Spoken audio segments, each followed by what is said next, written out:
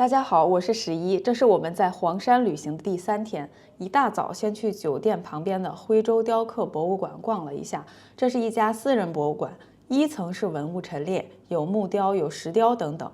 之前没想过一块木头上能雕刻这么多东西，记录这么多故事。这些文物虽然已褪去了本色，但从这重重叠叠的镂空里，依然能看到徽州人精致的生活态度。这里逛逛还可以，2层就是商业区了，可以来购买一些相关商品，我们没有上去。住旁边酒店的客人可以免费参观，网上门票要30，不用专程过来。今天我们要去宏村，刚才查了一下，打车要200多，然后我们就选择坐公共交通去，然后去黄山北站坐大巴车，31位，大概半个小时20分钟吧就有一辆，所以我们现在打车去黄山北站。这里是黄山北站，我们在这个人工窗口买的票，然后这边还有自助售票机，都可以买票。这边就是候车地点，在这儿候车就行了。进来就是有候车的地方，有这么多空座位。这个是给的车票，上边座位号、班次啊、检票口啊，信息也写的挺全。从黄山北站到宏村的路上，会经过齐云山、西递古镇这些地方，大巴车还是很方便的。路上风景也不错，旁边都是青砖黛瓦的房子，风格比较统一，特征特别明显。看多了冷冰冰的钢筋水泥的高楼，突然看到这么多古朴的村落，感觉很新奇。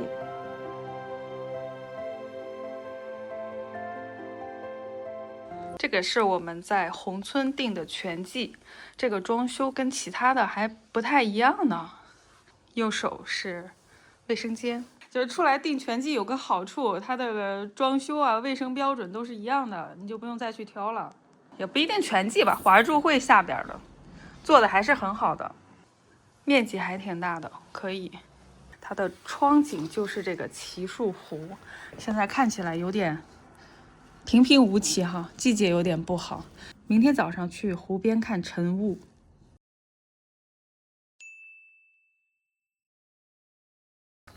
这儿的风景太野了，你看又是菜地。我们先沿着这条路踩个点，明天早上去湖边去看晨雾。刚才问过酒店前台了，他说今天没有，需要看天气，应该是温差大的时候它就会起雾。希望明天能有个好运气吧。这边受欢迎的景点都非常的自然，前边就是奇树湖了。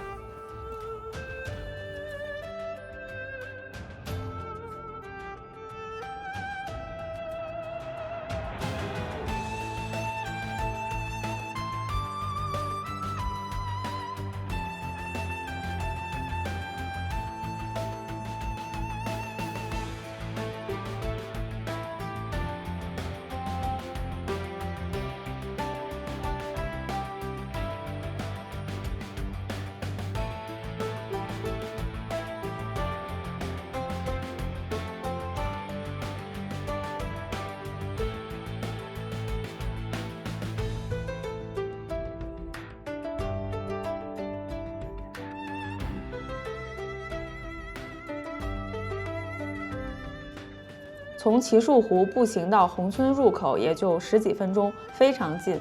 宏村景区不只有1个入口，住周边的话随便走都能走到入口。这里面积并不大，周边的建筑都是酒店、民宿和餐厅等等。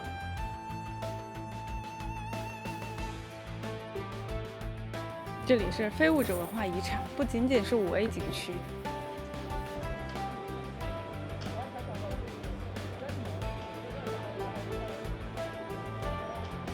这桥上有很多人在拍照，左边就是南湖书院，这边是荷花池。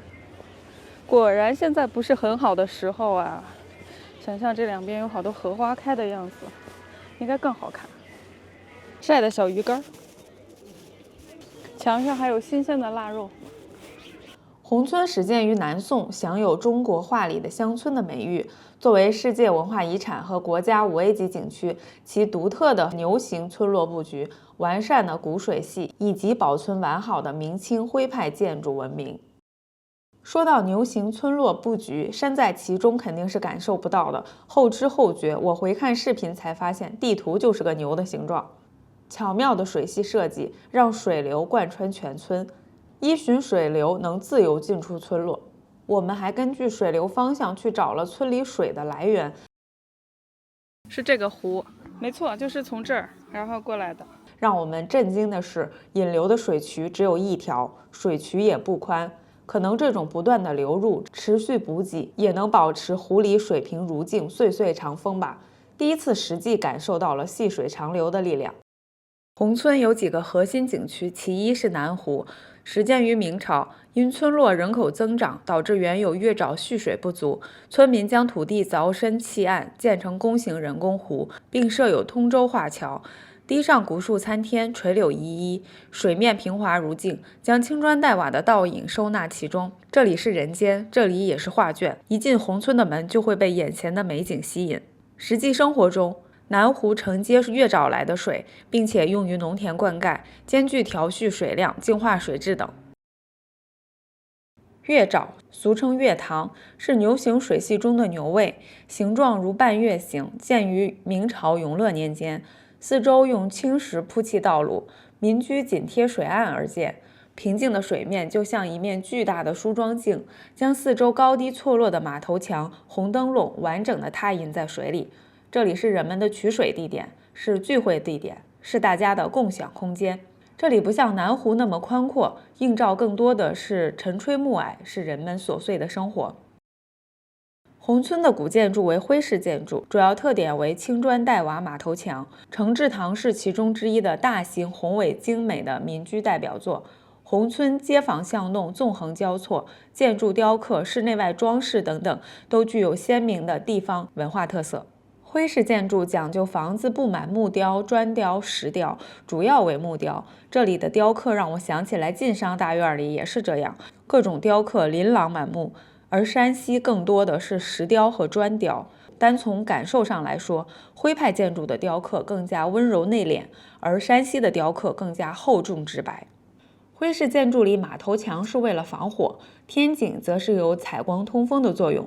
最直观的感受就是天井设计得非常巧妙，下雨的时候眼前是一片水帘，天晴下雨都是不一样的风景。大黄，大黄。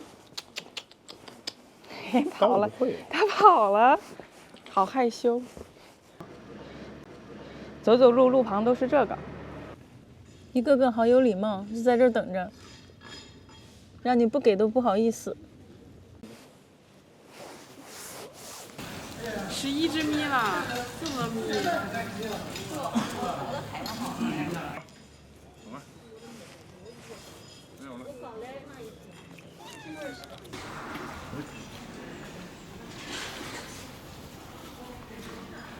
看到那儿有个可爱的叫法，宏村村。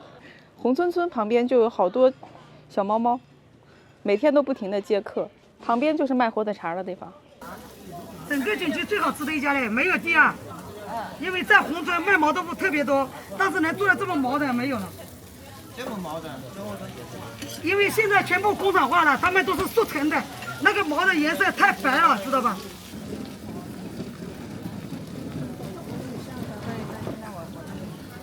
相比于之前餐厅里吃的毛豆腐，我更喜欢这个阿姨做的口感，外表坚果脆脆的，内里是绵绵的口感。来这里可以尝尝小摊的毛豆腐。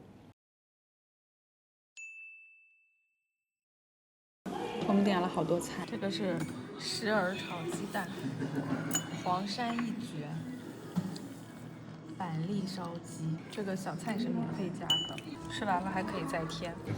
就是炒蕨菜，黄山一绝。有点咸。这个是葛粉圆子，没吃过。它里边混了好多东西，混了点菜和肉，应该是。然后用葛粉，没肉好像。没肉。全菜，然后用葛粉给它和在一起。蒸一下。石耳是木耳吗？不是。不是，是菌类啊。就是。长在悬崖上。对，我以为它是。采摘的人得身上捆绑着绳子，背着篓子，一点点下到悬崖边去摘。所以这个石耳炒蛋都不便宜。对。好家伙，好多店都看了，大概都是要48。这还有一笼屉的桂花糕，葛粉圆子，我们拿了2个吃了。这家店偏咸，景区外边全是餐厅，看着找吧，反正就在这吃1、2顿。你说难吃倒不难吃，就是咸。这几天逛了3、4个皖南的古镇，如果只能选一个推荐，还是推荐宏村，人气更旺，周边配套设施也更完善。视频就到这里吧，拜拜，下期见。